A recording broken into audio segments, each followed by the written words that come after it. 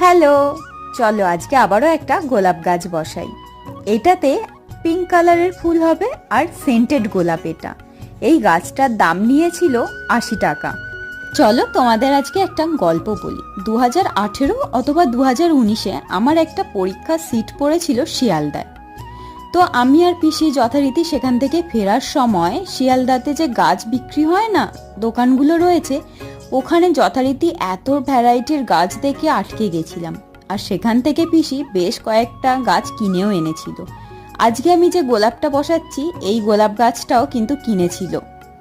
কিন্তু ক টাকা দাম নিয়েছিল শুনলে তোমরাও চমকে যাবে। কিনেছিল মাত্র 30 টাকা দিয়ে।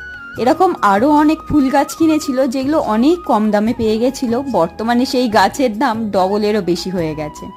আচ্ছা, তোমরা কমেন্টে জানিও এরপরে কি রঙের গোলাপ বসাবো। চলো আজকের ভিডিওটা এখান পর্যন্তই। Thanks for watching. টাটা।